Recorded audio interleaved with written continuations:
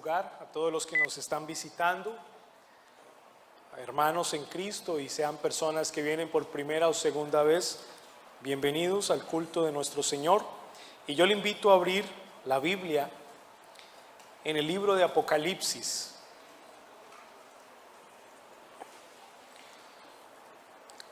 Libro de Apocalipsis, su capítulo 2.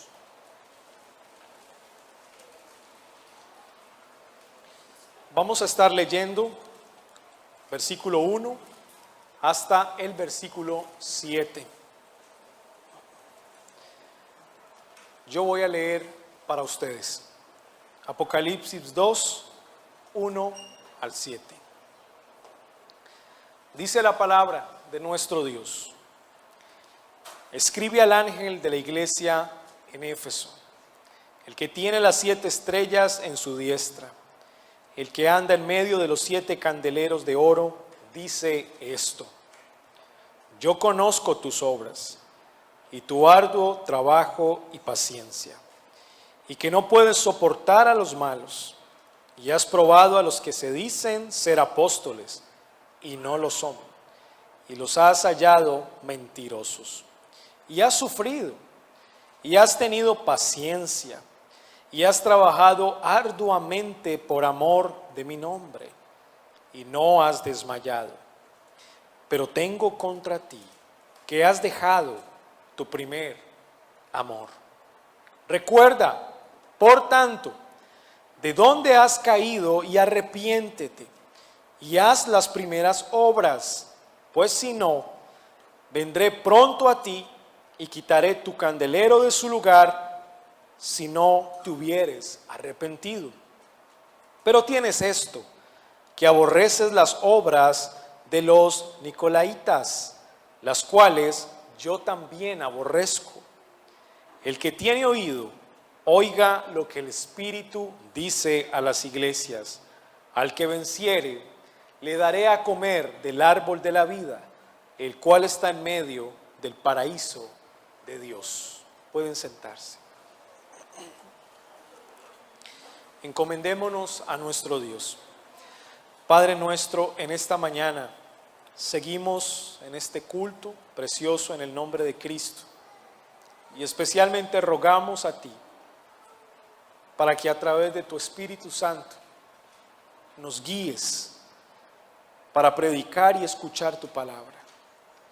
Que nuestros corazones hoy, Señor, sean quebrantados, que nuestro orgullo sea quebrantado y podamos vivir en la humildad de Cristo.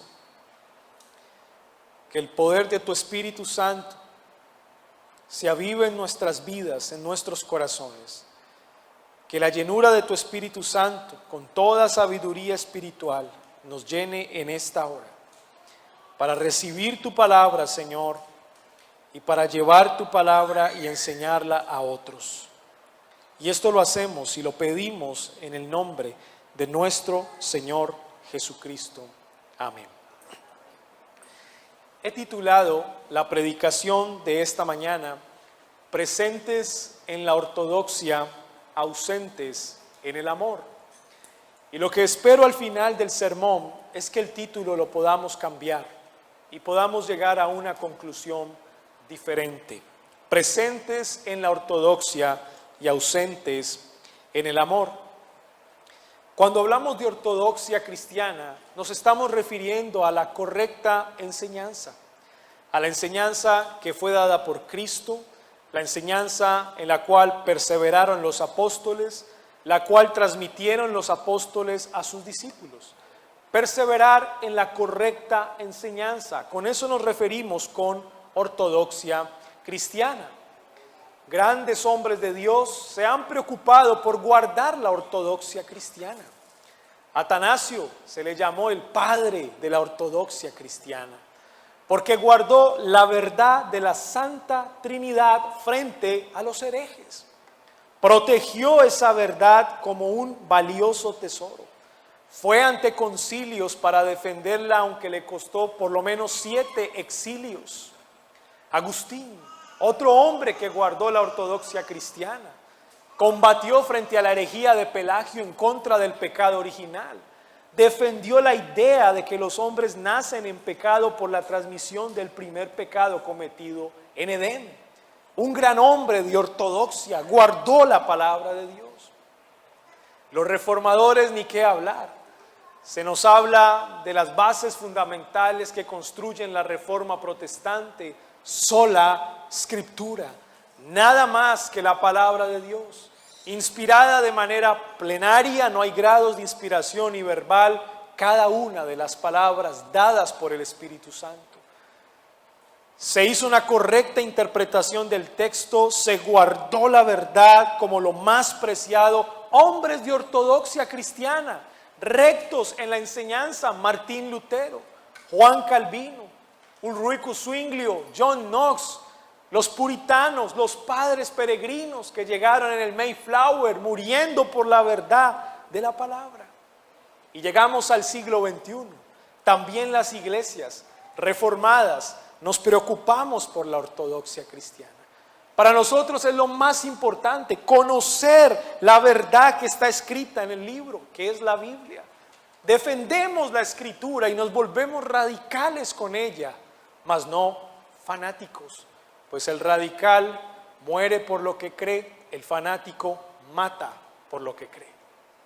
Podemos ser grandes radicales en cuanto a la verdad de la palabra de Dios. Hay ortodoxia cristiana, pero tengo una pregunta para todos nosotros. ¿Apreciamos, valoramos y nos esforzamos con las mismas fuerzas tanto por la ortodoxia como por el amor? ¿O nuestras fuerzas han aumentado más en un lado que con el otro en una balanza que no está muy equilibrada? Por lo general, la reforma protestante del siglo XXI se inclina más por guardar la ortodoxia, pero pocas veces nos preguntamos por el amor. Es como si el amor se viera ausente. Pero miren ustedes, el texto bíblico nos va a llevar atrás, a finales del siglo I, y nos va a presentar una balanza que no está equilibrada. Hay más peso en un lado que en el otro. Hay más peso en la ortodoxia que en el amor. Es la iglesia de Éfeso. Nuestro Señor Jesucristo le manda un mensaje a la iglesia en Éfeso y Juan es el escritor de este mensaje. Y vamos a estudiar este texto siguiendo una estructura natural del texto, típica de una carta. En primer lugar, vamos a ver el título de la presentación de quien da el mensaje. En segundo lugar, vamos a ver el elogio del mensaje a la iglesia de Éfeso. En tercer lugar, vamos a ver la acusación contra la iglesia de Éfeso. En cuarto lugar, la exhortación contra la iglesia. Y en quinto lugar, la promesa. Título, elogio, acusación, exhortación y promesa. Esta es la estructura de una carta dirigida a la iglesia de Éfeso. Y vamos a seguir esa misma línea en nuestro sermón. En primer lugar, el título, versículo 1. Escribe al ángel de la iglesia en Éfeso, el que tiene las 7 estrellas en su diestra, el que anda en medio de los 7 candeleros de oro, dice esto. Este es un mensaje para una iglesia que está ubicada en un lugar un poco problemático. Éfeso es una ciudad que se ha vendido a la idolatría, al paganismo completamente. Tienen una diosa que tiene mucha influencia, Diana o Artemisa. Y las sacerdotisas hacen un trabajo impecable para que su diosa sea adorada y se le rinda tributo por parte del pueblo. Hay una gran idolatría, hay un gran paganismo, pero ahí hay una iglesia. Hay una iglesia local que seguramente se formó después de la concentración de judíos en el día de Pentecostés. Muchos de ellos que estaban dispersados por toda la cuenca del Mediterráneo, después de escuchar el evangelio en sus propias lenguas, regresaron a sus territorios y llevaron el evangelio de Cristo.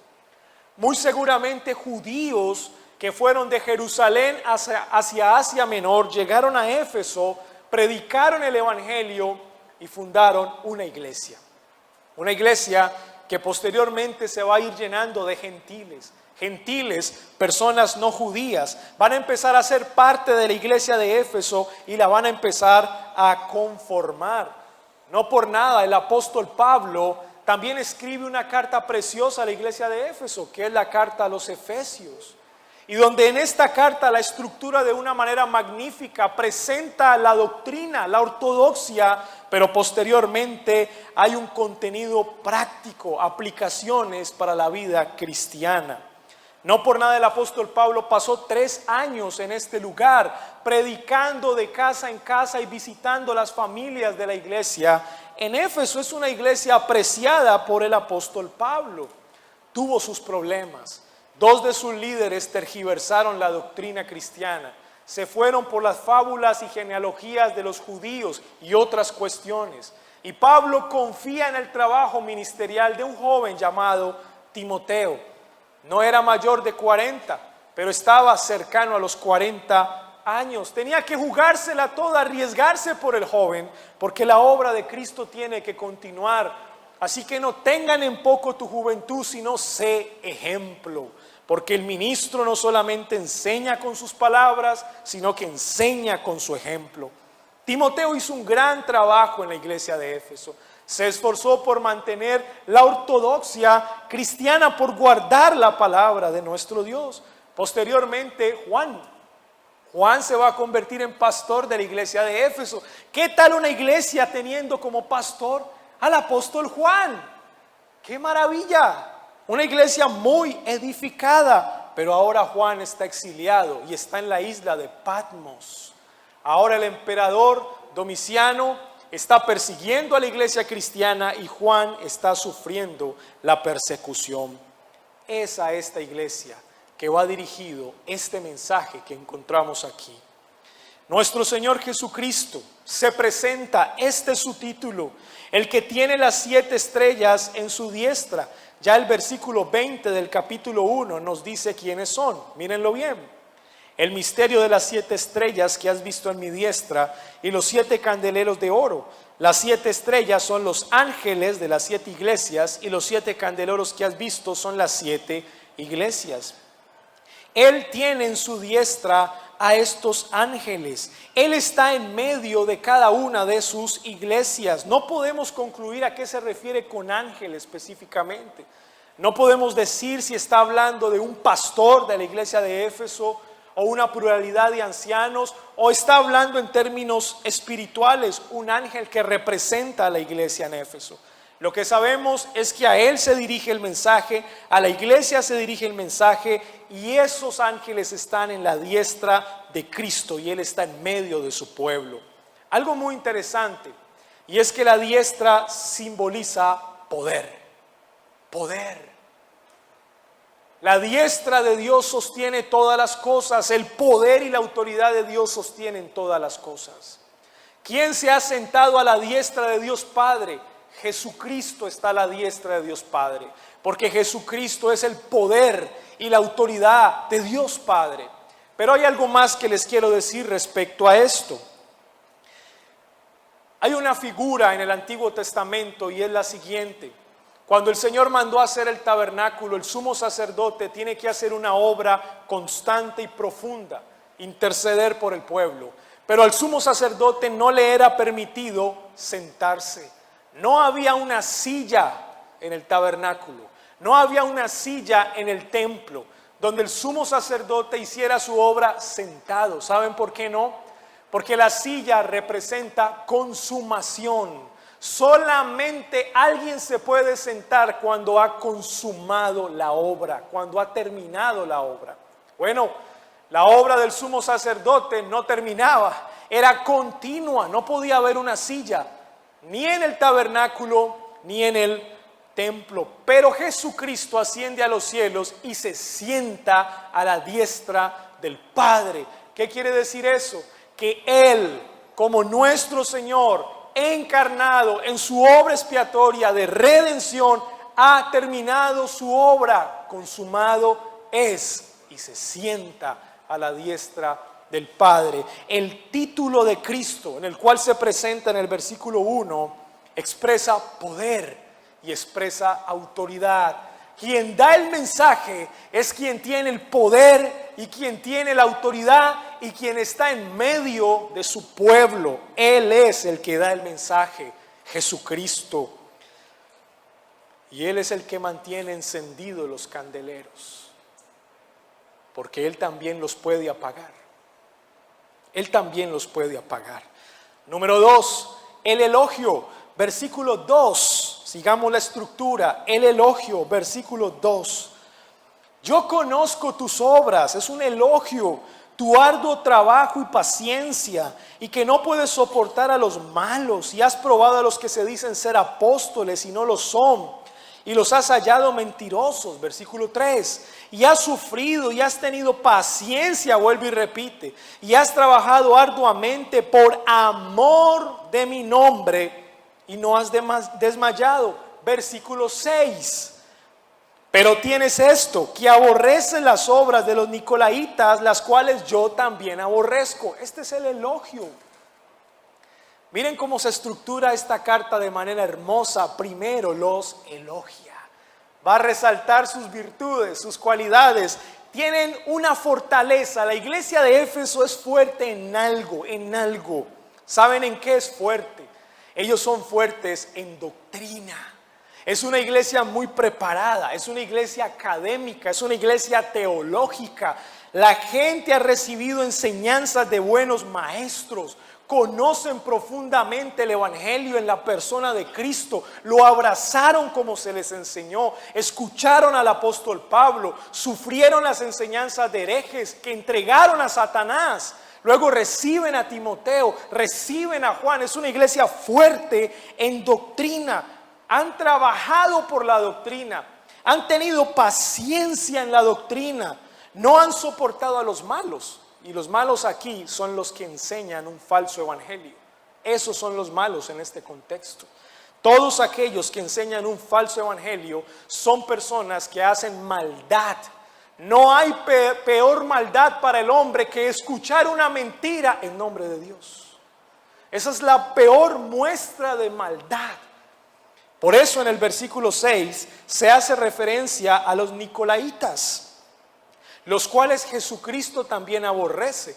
No podemos concluir a qué se refiere con nicolaitas, si son seguidores de Nicolás, el prosélito de Antioquía, o es otro tipo de grupo o secta. Lo que sí sabemos es que Juan hace una asociación entre ¿qué? Entre soportar a los malos, entre los que dicen ser apóstoles y no lo son, con los nicolaitas. Así que por asociación podemos decir que los nicolaitas van a representar al grupo de personas que se encargan de hacer maldad a la iglesia enseñando una falsa doctrina. Y aparte que el nombre Nicolaos en griego significa destructor de gentes. Eso es lo que significa, de donde viene el nombre Nicolás, destructor de gentes. Y sabemos que en su contexto la destrucción de una persona radica en predicar algo en nombre de Cristo que Cristo no ha mandado a predicar. No hay peor daño que es guiar a las personas por la perdición y la condenación eterna sin predicarles fielmente la palabra de Dios. Pero la iglesia de Éfeso no cae en esa trampa. Ella no cae en ese error. Ellos aman la doctrina.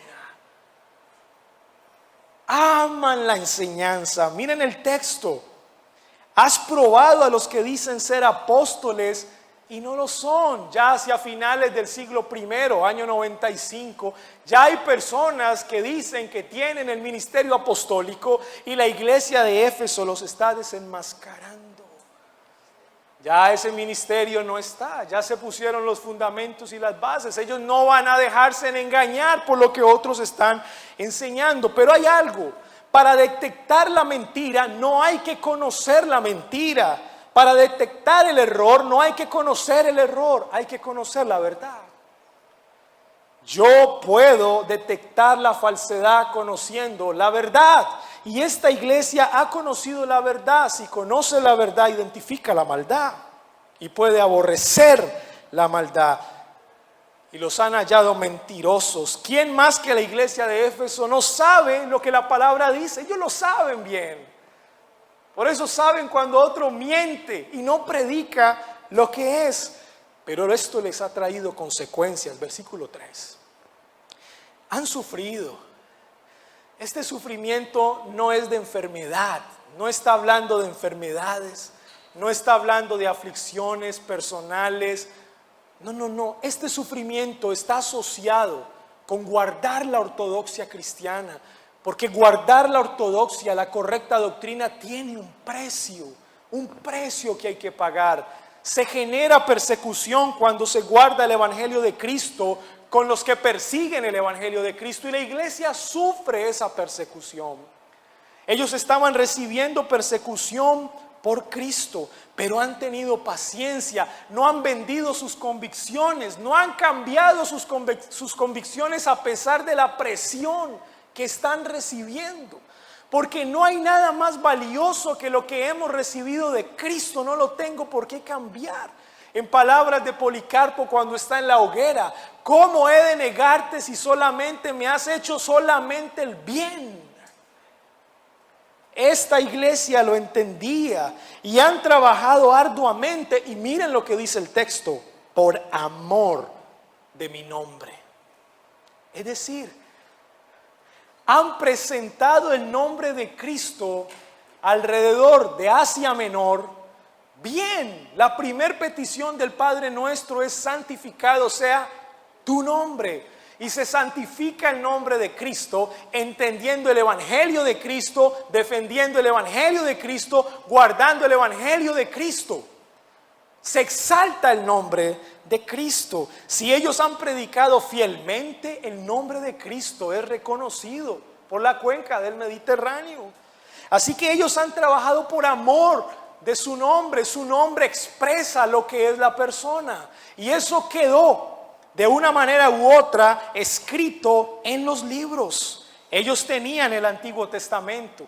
Ellos tenían algunas cartas del Nuevo Testamento, ya conocían de manera oral las enseñanzas.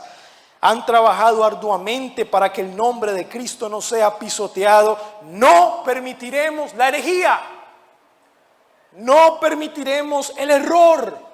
Moriremos por la verdad, entregaríamos nuestras vidas por la palabra de Dios y no desmayamos ante eso. Así termina el versículo 3. Cristo en el versículo 6 los aprueba. Aborrecen lo que yo también aborrezco: que se enseñe con falsedad mi palabra. ¿Cuál fue el pecado de Adán? No creer la palabra de Dios, sino la palabra del tentador. ¿Cuál fue el pecado del primer hombre? Tergiversar la palabra de Dios por la palabra del tentador. Por eso Jesucristo aborrece a los que hacen esas cosas. Pero la iglesia de Éfeso se ha mantenido, ha guardado la ortodoxia, han estado presentes en la ortodoxia. Y cuando estamos en este elogio, ¿quién de nosotros aquí puede decir: hombre, qué elogio como tan extraño? No es extraño, es un gran elogio. Y cuando estamos en el clímax de este elogio y nos sentimos bien y vemos que a esta iglesia le está yendo bien, podríamos esperar cualquier cosa menos la acusación que el Señor les va a hacer. Mírenlo bien. Tercero, la acusación. Versículo 4. Pero tengo contra ti que has dejado tu primer amor. ¿Cómo esperar una acusación de ese calibre después de ese excelente elogio? Aquí podemos hacer muchas preguntas a esta iglesia. ¿Qué pasó en el proceso? ¿Dónde nos equivocamos? ¿Dónde cometimos el error? ¿Dónde está el vacío? Si estamos presentes en la ortodoxia, ¿cómo es que se nos acuse de ausencia de amor? ¿Cómo funciona eso?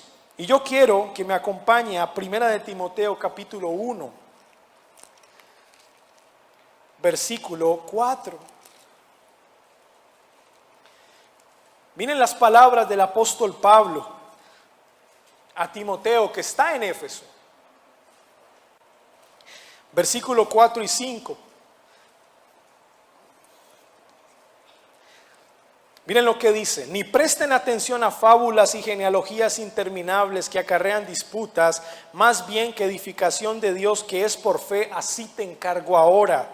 Pues el propósito de este mandamiento, miren lo que le dice Pablo a Timoteo, es el amor nacido de corazón limpio y de buena conciencia y de fe no fingida. Pablo le había encargado a Timoteo guardar también el amor. No solamente le encargó guardar la ortodoxia cristiana, la enseñanza, también le encarga guardar el amor. Miren Efesios, la carta a los Efesios, por favor. En su último capítulo, su capítulo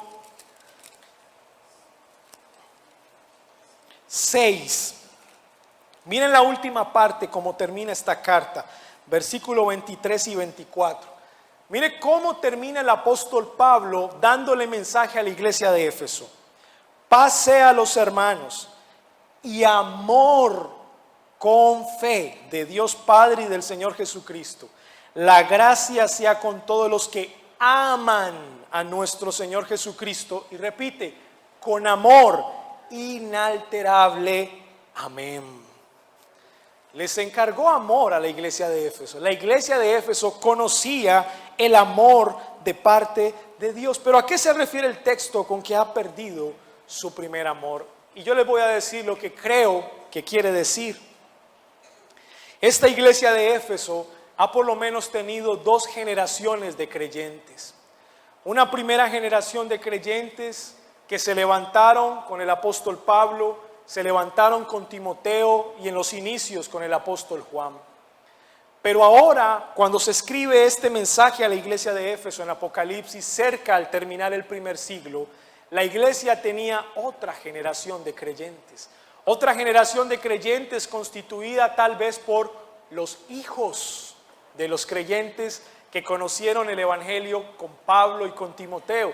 Tal vez los hijos, tal vez los nietos y tal vez muchas personas nuevas que han llegado a la iglesia para este tiempo, para este contexto.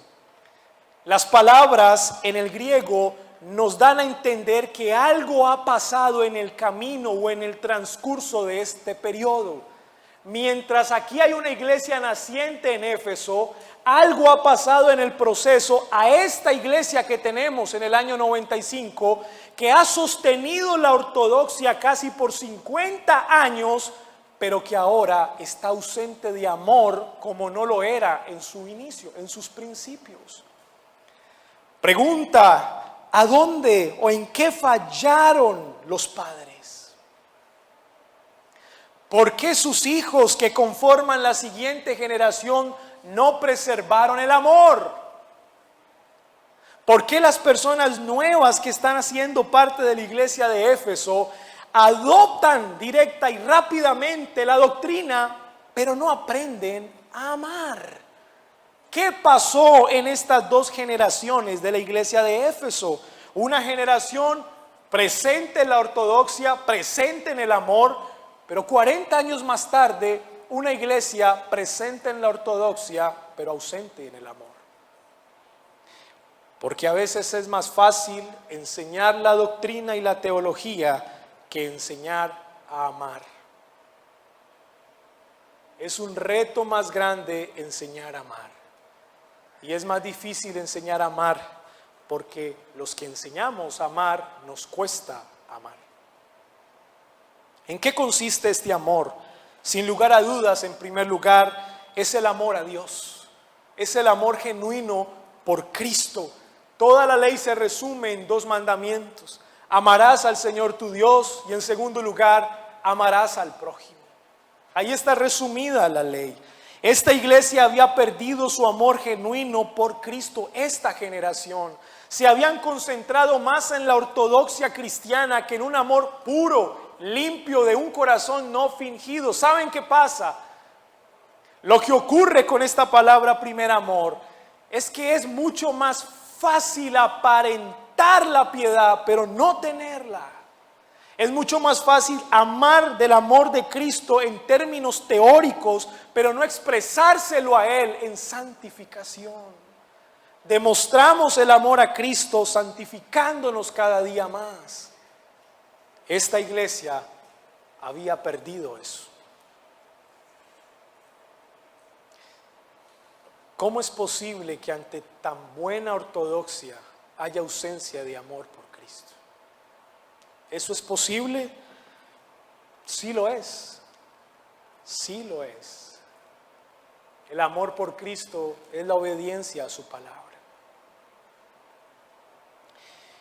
¿Cuánto nos falta obedecer la palabra de nuestro Dios, amándolo a Él y amando al prójimo? Nos cuesta. A esta iglesia le estaba costando tener comunión los unos con los otros. Pero sabe una cosa, la acusación no termina ahí. El Señor convierte la acusación en una exhortación. Número 4. Y yo quiero que usted subraye esto muy importante. Versículo 5. Recuerda, por tanto, de dónde has caído y arrepiéntete. Si hay ausencia de amor en la iglesia de Éfeso, ¿hay pecado? Sí hay pecado. Y haz las primeras obras. Regresa al amor de tus padres. Regresa al amor cuando la iglesia empezó. El amor por la obediencia a Cristo y por la comunión entre hermanos. Regresa, pues si no, vendré pronto a ti y quitaré tu candelero de su lugar si no te hubieres arrepentido. Porque no solamente es pecado la ausencia de una correcta enseñanza, sino que también es pecado la ausencia de amor. ¿Y qué tan fuerte puede llegar a ser una iglesia de juzgar rápidamente la falsa enseñanza, pero juzgar lentamente la falta de amor? Nuestro Señor Jesucristo conoce el corazón de la iglesia de Éfeso. A Él no se le puede ocultar absolutamente nada. Nadie lo puede engañar. Él conoce el corazón de la iglesia. Sabe en dónde está fallando. Los invita a arrepentirse. Este es un mensaje para la iglesia de Cristo.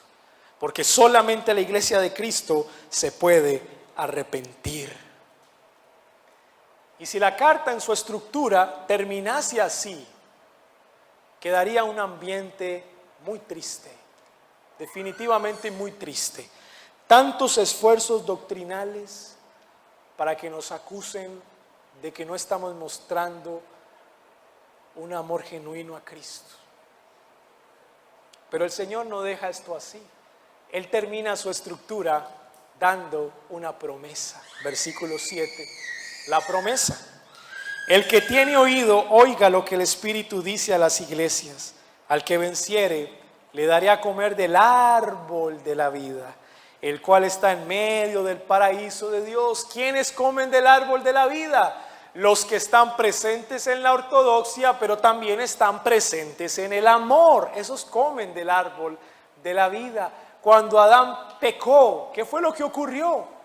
Lo tuvieron que sacar del huerto del Edén, no sea que comas del árbol de la vida y vivas para siempre. Pero cuando el hombre nos presenta un escenario dramático, ¿quién podrá tomar del árbol de la vida y darlo a los hombres? Ahí es cuando escuchamos los pasos fuertes de otro hombre. Y no son los pasos de Adán que regresa al Edén, porque el Señor puso querubines con espadas ardientes para que el hombre no entrase al huerto. Escuchamos otros pasos que se acercan al Edén, al paraíso de Dios. Y los querubines se tienen que abrir. Tienen que abrirle paso al que viene caminando hacia el huerto. Porque solamente entra al paraíso aquel que es capaz de agradar a Dios en todo, en una obediencia perfecta a Él. Y esa persona entra al paraíso, se acerca de frente al árbol de la vida, toma del árbol de la vida, sale del paraíso y lo ofrece a los pecadores. Y solamente esa persona tiene un nombre, amados hermanos. Su nombre es Jesucristo. No hay otro nombre. Él es el único capaz de tomar del árbol de la vida y entregarlo a la iglesia. ¿Saben una cosa? Esta es una promesa, porque la iglesia de Éfeso aquí ya había probado el árbol de la vida. Por eso es iglesia. Pero la promesa trasciende. Llegará un día en que el estado de la iglesia mejorará. Habrá un estado mejor hacia el futuro, donde estaremos frente a nuestro Señor Jesucristo. Y la iglesia de Éfeso podrá disfrutar del árbol de la vida a plenitud. Pero la promesa motiva a la iglesia a amar hoy y no esperar un mañana. Mis amados hermanos, Cristo es el que está en medio de la iglesia de Éfeso. Cristo está en medio de esta iglesia. Cristo tiene en su diestra al ángel de la iglesia de Éfeso. Cristo tiene en su diestra al ángel de esta iglesia, donde usted hoy está, de la cual usted hace parte. Y eso tiene un significado. El candelero de esta iglesia todavía está ardiendo. ¿Saben una cosa? Como iglesia reformada nos preocupamos por la ortodoxia cristiana. Mucho. En Medellín nos preocupamos por la ortodoxia cristiana. Y somos buenos para establecer estructuras y procesos, pasos a seguir. Somos buenos en decir, primero tienes que estudiar la confesión de fe para hacerte miembro o para bautizarte, tienes que pasar este proceso, tienes que conocer este reglamento, tienes que conocer deberes y derechos, y eso está bien. Jesucristo lo elogia, y lo elogia porque Jesucristo es un hombre de estructura y de orden. También lo fue. Y nos concentramos en la ortodoxia cristiana demasiado, al punto que cuando una persona nueva conoce la reforma, lo último que quiere conocer es el amor de la reforma. Cuando alguien conoce las doctrinas de la gracia, lo único que quiere son las doctrinas, pero sin la gracia de las doctrinas. Pero saben una cosa, amados hermanos, el Señor hoy nos dice a toda la iglesia en general, debemos preocuparnos también por el amor. A la par, nuestra balanza tiene que estar equilibrada. A mayor conocimiento de las doctrinas cristianas, mayor santificación. A mayor conocimiento de la palabra de Dios, mayor amor por Cristo y amor por los hermanos. A mayor profundidad de las doctrinas cristianas, mayor misericordia y compasión los unos con los otros. Qué fácil es enseñar a otro la doctrina, pero qué difícil es enseñarle a amar. Padres de familia que están hoy aquí, hay una responsabilidad grande con sus hijos. Esta iglesia es una generación, tal vez es la primera generación, pero hay una segunda generación que se está levantando de esta iglesia. Inicialmente son sus hijos. La educación cristiana en la ortodoxia se tiene que fundamentar en el hecho de que sus hijos reciban la verdad y mueran por ella, pero también en que sus hijos aprendan a amar genuinamente, que se preocupen por la santificación, que se preocupen por el amor hacia el prójimo. Las dos cosas tienen que estar presentes y es un trabajo arduo de los padres. No permitamos que la segunda generación de esta iglesia se ausente en el amor. Pero también quiero dirigirme especialmente a los maestros. Amados hermanos, recuerden algo. Nuestro propósito es ser fuertes en la ortodoxia y morir por la verdad. Pero demostremos esa verdad amándonos los unos a los otros. El ejemplo viene del maestro. Si no somos humildes en amor, nuestra ortodoxia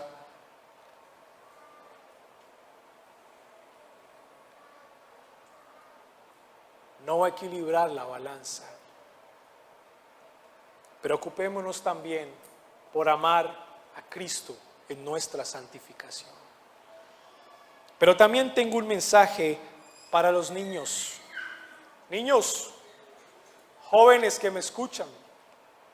Ustedes escuchan a sus padres enseñándoles la verdad de la palabra cada día. Y tal vez por la edad que tienen, 3, 4, 5, 8 años, 10 años, 14 años, no te preocupas mucho por eso. Y a veces crees que es un poco cansón o aburridor que tus padres te enseñen la doctrina. No, yo te digo, niño, niña, joven, ama la doctrina cristiana. Atesora lo que tus padres te están entregando hoy como la verdad de la palabra del Señor. Y no importa la edad que tengas, no importa si eres muy jovencito, pero vas a aprender a morir por ella. Pero también les voy a decir algo, niños, jóvenes, también deben aprender a amar.